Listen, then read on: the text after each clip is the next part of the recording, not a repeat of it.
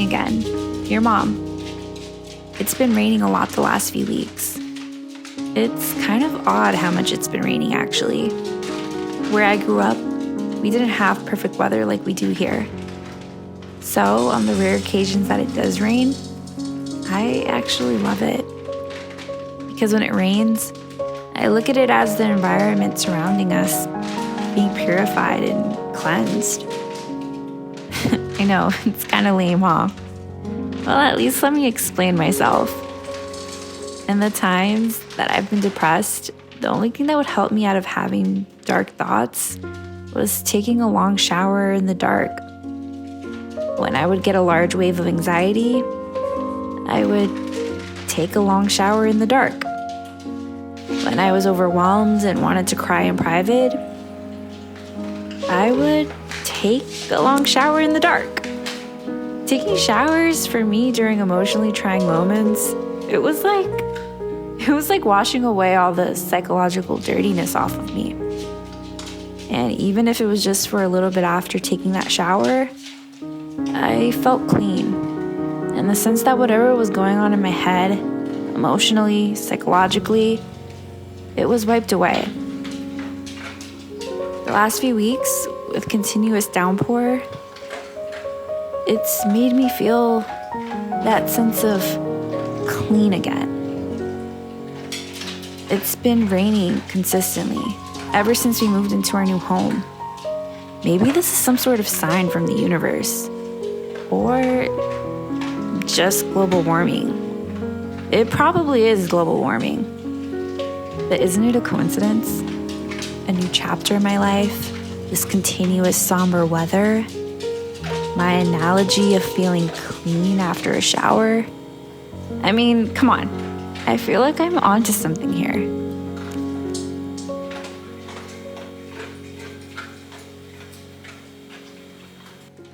No matter how many showers I take, I still feel dirty. When I last saw your dad, he mentioned to me, no one's gonna want to date you if you're a single mom.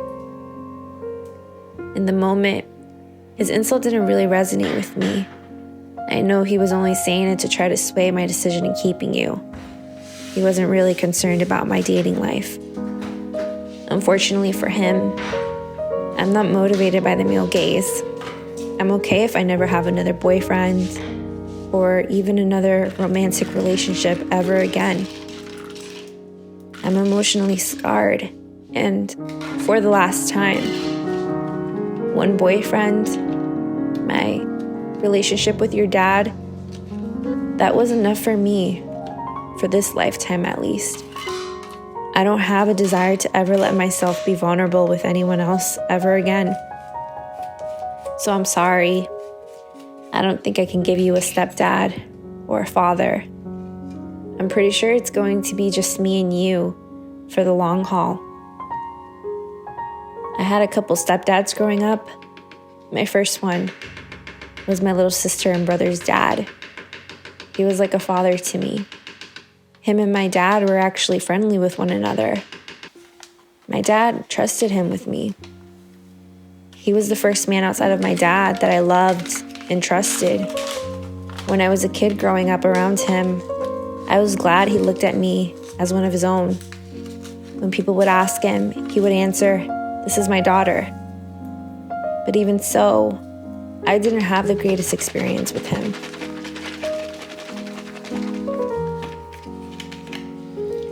I trusted him, and he broke my trust one day, and it was never the same after that. I lost my stepdad the first night he broke my trust. It started with him, where I no longer looked at boys or men around me the same. One after another throughout my childhood, the men that I was raised to trust and be protected by, they broke my trust.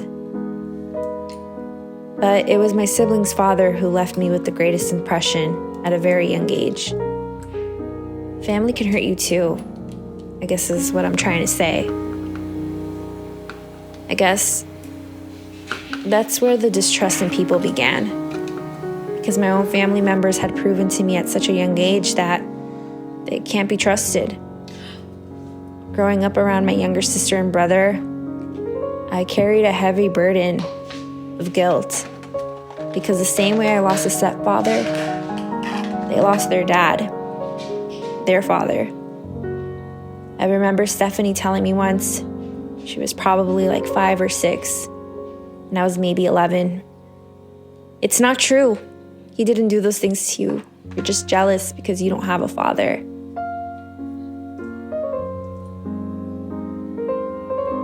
I will never forget how speechless I was. I wish he never broke my trust. He was my father too, Stephanie.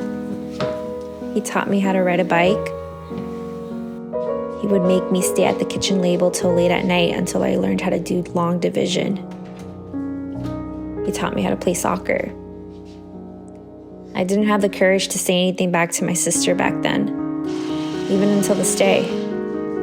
I've never really had a direct conversation with her about her father and what he did to me. We did, however, have to go to years of therapy. She was so young. I don't think she understood at the time why we suddenly went from living in a beautiful home to a 3-bedroom apartment for a while. Or why she had to visit her father at a child services center. Or why her dad and mom were suddenly fighting. At the ripe age of 11, I told myself, I'm the reason why my sister and my brother, why they grew up without a father.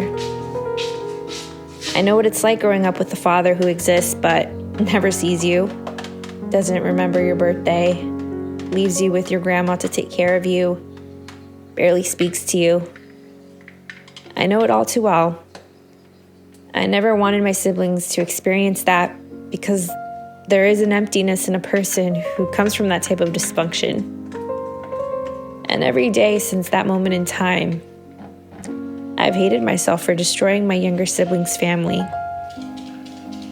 I never thought I could carry a bigger guilt in my life than that. But life has proven me, once again, wrong.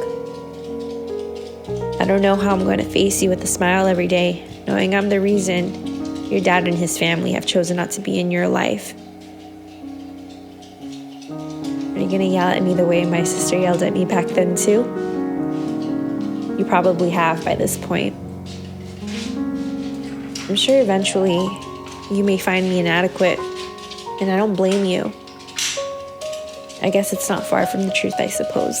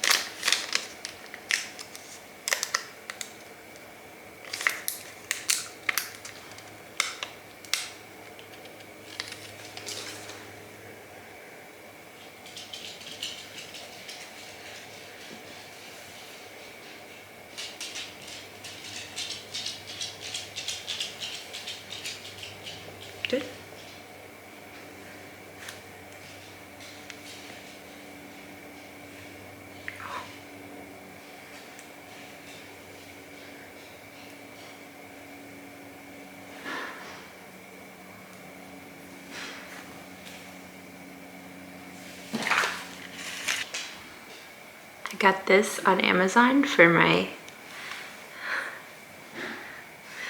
hand eyes. I don't know if it works, but I'm gonna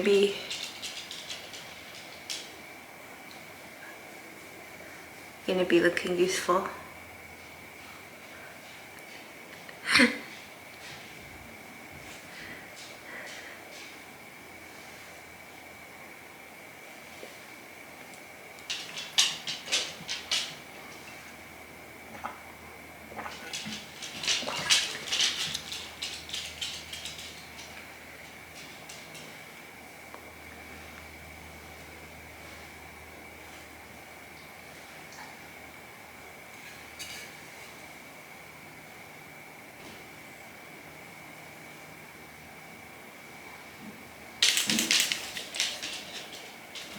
Be careful, Papa. Wait.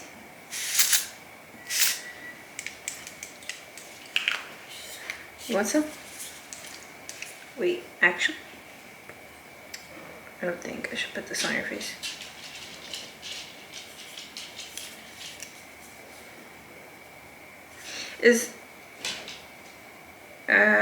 No. What if you get an eye infection? But we'll pretend. Shh. Ready? Ready?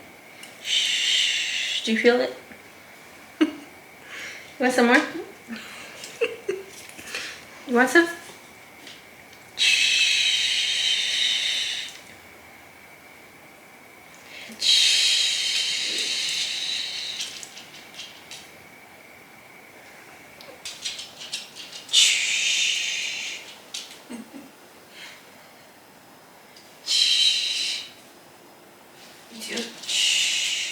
You too? Shh. Ooh, moisture.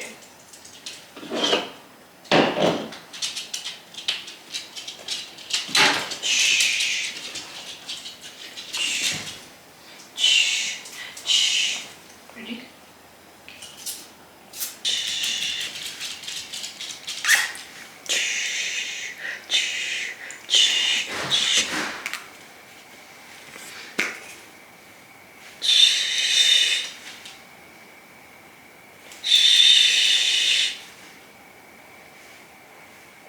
I'm scared. I don't think this is good for your face.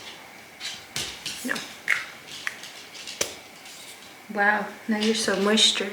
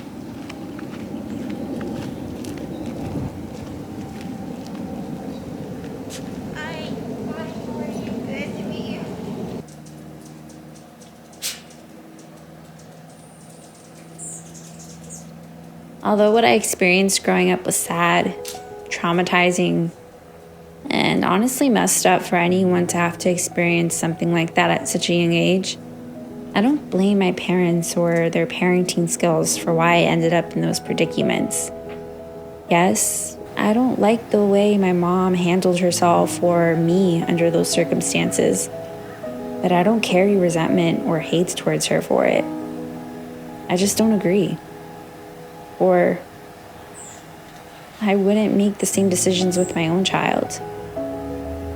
I think if anything, my experiences throughout my life, whether they involved my parents or not, has made me look and interact with them as just a person instead of my parents as I've reached my mid-20s. I don't want you to honor me blindly, okay? You may be my child forever, but you are still an individual human being too. Kobe, I want you to have a voice and a mind of your own. no more digging. Even if it means finding yourself, ourselves, at odds with one another in the future. I trust your judgment in me because I raised you. I will still love you the same, if not more, for standing firm in your own truths and beliefs. My goal as your mother is just to raise you and guide you along the way, not to influence or control you forever.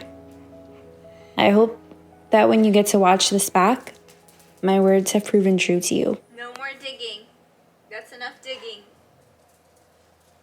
Kobe, no more digging. As I'm getting closer to the midway point of my pregnancy, the internal dialogue with myself continues. I've been visiting every Barnes & Nobles in my area. Each parenting section is equally as underwhelming as the one I visited prior, with the same 3 bookshelves. I don't really know what type of parenting book I'm looking for. I don't really know much about you right now. In reality, I think I keep finding my way to this section, roaming around just to ease my own anxieties and insecurities. If I keep coming back to this section, maybe the reassurance and the guidance that I'm looking for will just magically appear. When my mother was pregnant with me, she was only 23. She told me she was pretty much alone throughout much of her pregnancy. She didn't have any family in this country at the time.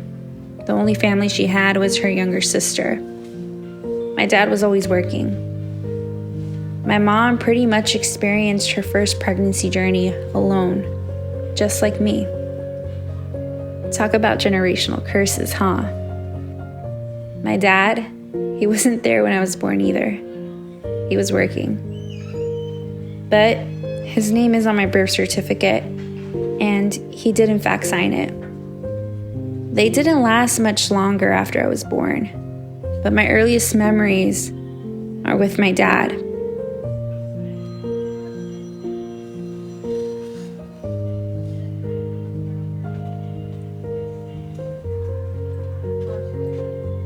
You know, I never knew until I was in my 20s that my dad had a serious vice before I was born. Alcoholism. Apparently, it ran in his family. I never knew that when he would pick me up every Friday night, when he would drop me off at my grandma's house, that he was leaving to go to AAA meetings. I just thought he was dumping me at my grandma's house. My whole life, I never saw my father drink, not even a sip. Never. I never knew. My mom left him. She told me the story maybe twice my whole life. My mom was well into her pregnancy with me, and my dad took her to a friend's house in Queens, where it was just a bunch of men who were getting drunk. My mom was pregnant, tired and uncomfortable, so she left. In the middle of the night by herself, she took the train back to Union City alone. That was when she knew it wasn't gonna work.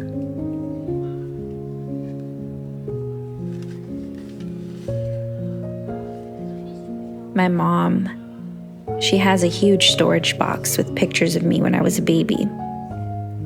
My dad is in none of them.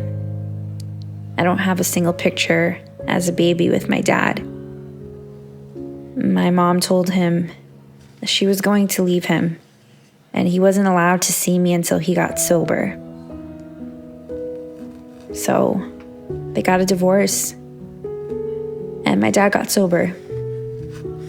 And I grew up with him and my grandma.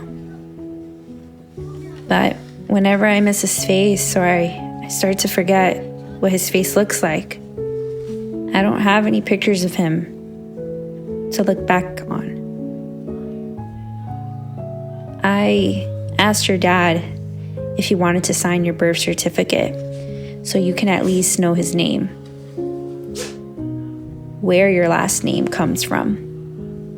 I believe a child deserves to know both of their parents' names and who they are at the very least. He never responded to my question. He's not going to sign your birth certificate. I'm sorry.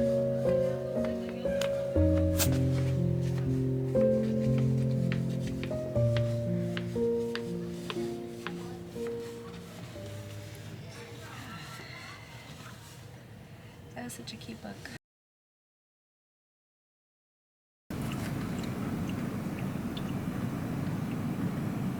I'm gonna ask Maggie if you guys can get a haircut. She just called me.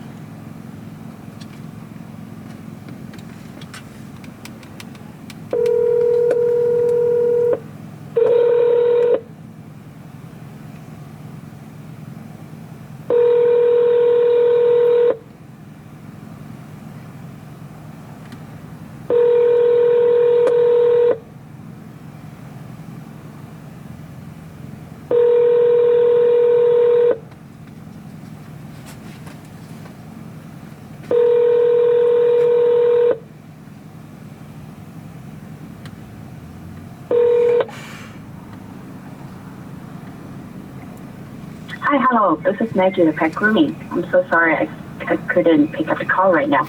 Please leave me a voice. Your dog looks like Scooby-Doo. Everyone says that. I'll do Apple Pay, sorry. It does look like Scooby-Doo, even the collar. Everyone says that. Snacks. Can I do Apple One in the Pay? back? I have 2 more in the back. Oh my god. Do you guys want pup cups or no? Yeah. They do want pup cups. Get 3. Sorry, I forgot to reload my... I'll just do Apple Pay because I always forget to reload it. Thank you. Let me get your pup cup. Thank you so much. Sorry. It's okay, it's my fault. Alright, we're gonna get you one. Thank you. Oh, he knows. Here's one. Okay, hold on. Hold on. Hold on. He's getting it. Okay, there you go. Thank you so much. Thank you. No, this one's not for you. My dogs are extremely spoiled. And that might be a problem when the baby comes because it's not gonna be all about them anymore. It still will be. Just gotta... Baby needs attention too, you guys know, right? Baby's gonna be here a lot longer than me, so I have to take care of the baby. Paw grooming.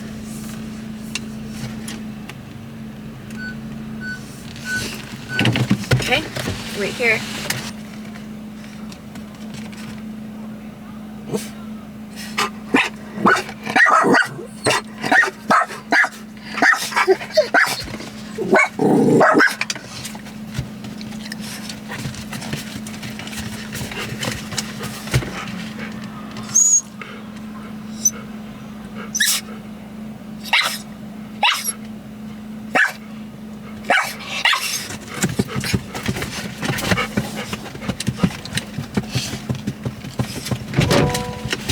Your turn. No, Katie, you stay.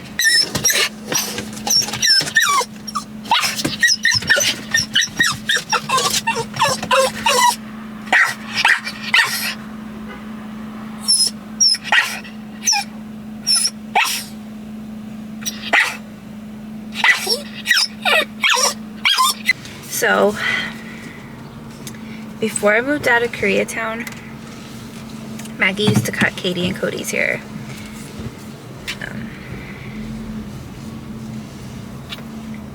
Kobe wasn't even a thought yet. I didn't have Kobe yet. So Maggie's very familiar with Cody, my black and white small dog. And lately, she has been grooming Kobe. And I'm actually like very happy because she does such a great job. Maggie is the sweetest. Like, she really does love animals. Her cats also are like really into dogs because she has cats like in her store. But yeah, I think, oh my god, how many years has it been? I've been living in California for, I think,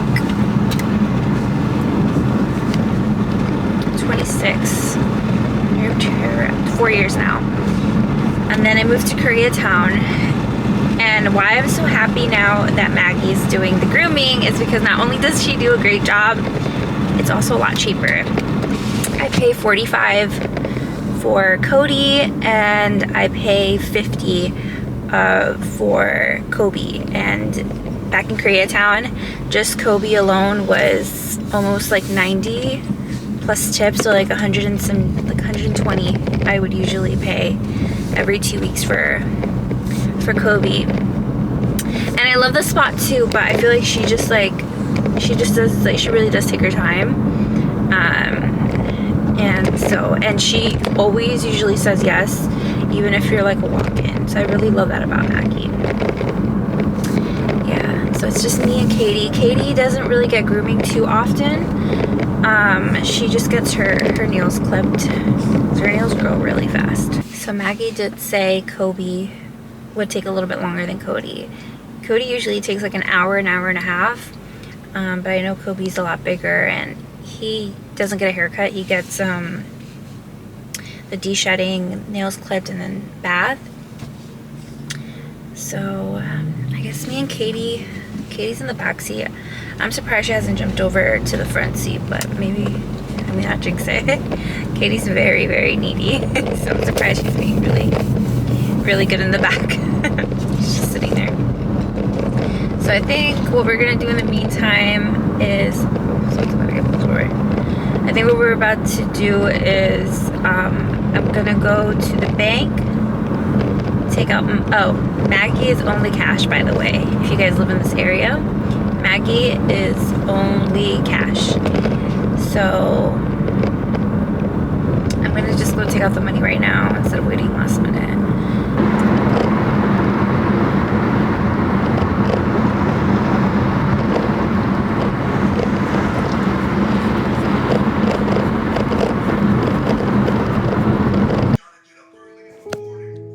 On December 16th at 5:50 p.m., I felt your first kick. Up until that moment, I had only felt your flutters every now and then. And as your flutters became more frequent, I grew increasingly attached and overprotective. I have been feeling anxious, waiting around, anticipating your first kick as the weeks turned into double digits. Up until this point, I was just worried. I was worried your first kick would come and that I would somehow miss it, or I wouldn't even notice it. And ever since I felt your first kick that evening, I haven't felt alone. It feels as though you're besides me all the time now. Once I felt your first kick that evening, you never stopped kicking.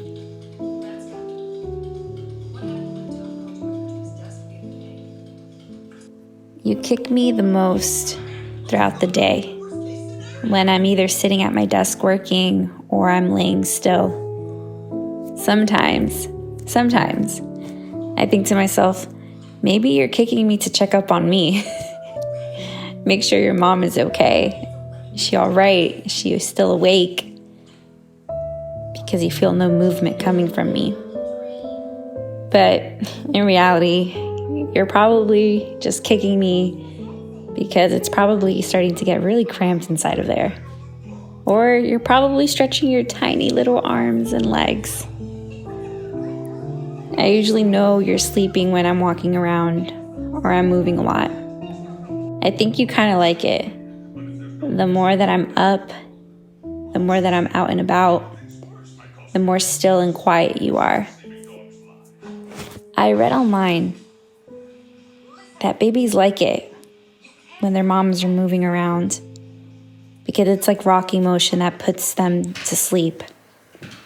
I wonder if you can hear me or feel my touch when you're taking naps inside.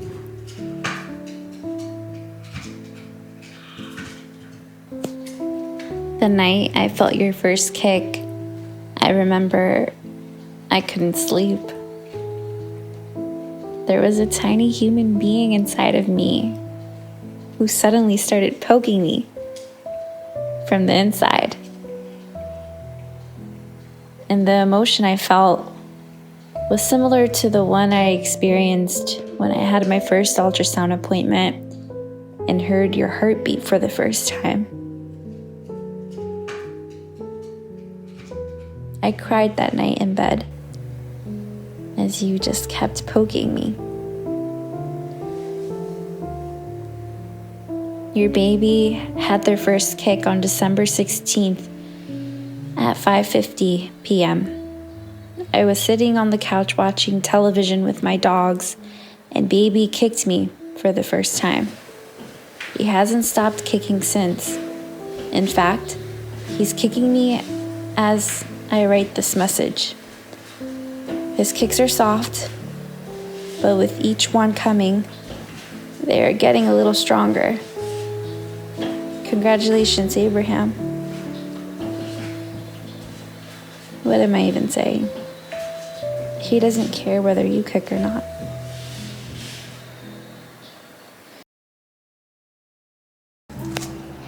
I have never really been into the holidays. I think it was something I became indifferent to as I got older. Holidays growing up were actually my favorite time of the year. It was mainly because at the time I had such a large family. One of the best blessings in my life has been coming from a large family, from both sides. As I grew older, things changed, including what my family looked like. I also moved across the country, away from majority of my mom's and my dad's side of the family. The last few years that I've been here, the holidays have increasingly become more empty for me. Around this time of the year, I usually grow nostalgic, replaying memories of my own childhood. I always told myself, if I ever did get married and started a family of my own, I wanted a large family. I was really lucky growing up with that. I've had to get creative the last couple of years. Thankfully, I have been able to form my own family with my dogs, and I have spent it with them. Thankfully, your dad was also my family during the last few years, so I got to experience a family again, even if it was just temporary. I'm grateful. Saved me from a lot of tears the last few years. This year, I have you keeping me company, so strangely enough, I don't feel as nostalgic. I've spent the last few days thinking about what the next few years, the holiday seasons, are going to look like. How can I make your first Christmas special? How will I dress you up for next year? Should I coordinate with you, with our dogs, so you all look festive together? You are going to have to get used to it. Katie, Kobe, and Cody, they know the drill. They know they have to let me dress them up. It is our tradition, so that will also include you next year. This year, I'll be spending the holidays with my mom and her family. I haven't spent the holidays with her recently. In California, I only have my mom, my stepdad, my younger sister, and brother. Last year, my mom and her family went to New Jersey to spend the holidays with everyone. My family's growing in its own way now. I'm ready to start our holiday traditions for the foreseeable future. I don't have any rules set in stone for us. So it could look like anything. We can travel abroad, go on a vacation, we can go camping. The possibilities, they're endless. I'm just hoping each holiday for you growing up can be unique and a special experience. I think this is my way of compensating. I feel guilty because you won't get to experience the childhood memories I have of the holiday season. What if I can't recreate or emulate the nostalgic atmosphere of the holidays that I'm so fond of? I feel like I'm robbing you from a part of your childhood already. Our family won't be as big as the one that I grew up with. That's all I really wanted for you, is for you to have the best childhood memories, just like I did. I got my Christmas present a bit earlier this year, and that was you. There is nothing better I can ever get than you. I understand this phrase a lot more now that I'm the one saying it about my own child. You are the greatest gift. You are the greatest gift anyone could have ever given me. So, instead, I asked everyone this year to just please buy a present for you. Let's make this your first unofficial set of Christmas presents. This year, your first unofficial Christmas, you received a lot of presents from family and my friends. We don't know if you will like any of the stuff we got for you this year, but we're hoping you can make good use out of everything, at least one day. I was really happy everyone made an effort to make you feel special and important tonight. Next year, you'll be sitting down next to me and I'll be watching you unwrap your first set of official Christmas presents.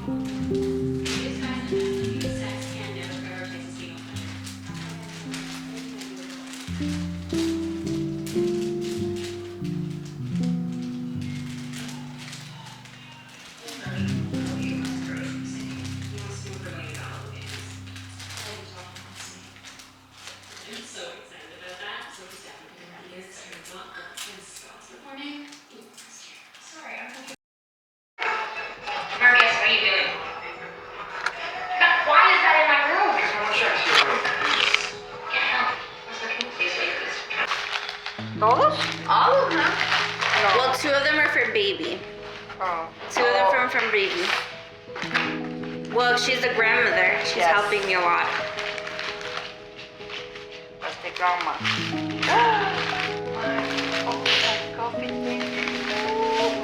Read what it says. Grandma's sippy cup.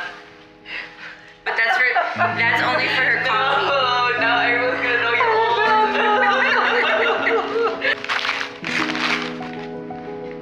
Another. But that one's for wine.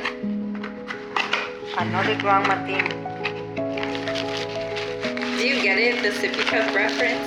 Because babies drink out of a sippy cup? I don't think she gets Why do it. you need a thermal flask for wine? Grandma's sippy cup, but that's for your wine. When you're not taking care of my baby. This one's for you, baby. That's for the baby. From your aunt. Your first No, that's not from for me. From you? For mommy. Oh, okay. For me and then. This was on my registry. This was on my registry, this one. But I like that one because it's little. It's not like the big one is for the next one. Amazon making bed bugs. I know you're gonna. Oh my god! It's a belly speak. I can listen to my baby tonight. No, It's a belly speaker. Le hables a tu baby y le pongas music. Oh, That's what she said. Hey baby. From your grandma. From your grandma. But this one is also from your grandma. Yes. Okay. Oh yeah. I'm gonna start crying. Stephanie. No, I'm still crying. Oh, that is cute. Oh my god. When he leaves the hospital, she leaves the hospital. Oh my god. Where did you buy it, Ross? No, Marshall. Marshall's? Oh my god, this is so cute. Little deer.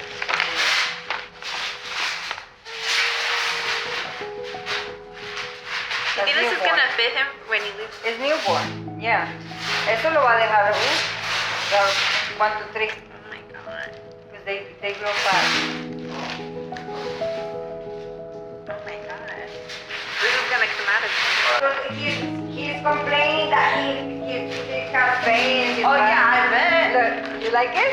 Puppy's best friend. Yes. Oh my god. I helped her pick that out. This one is. I love this one. That's okay.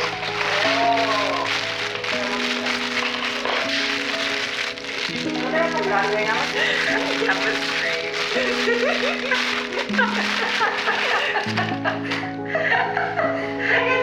If you think I'm cute, you should see my.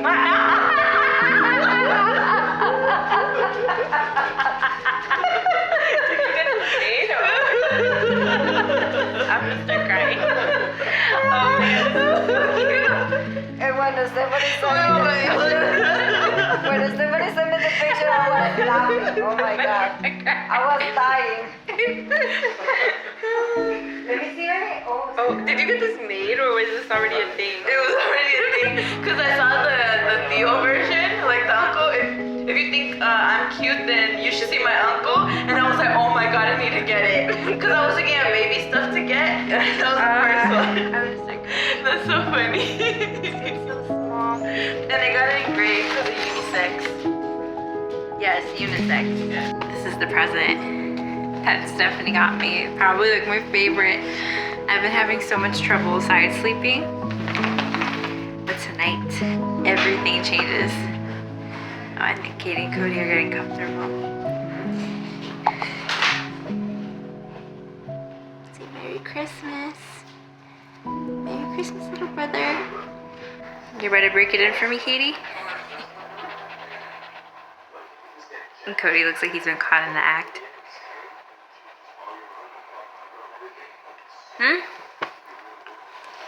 You like it?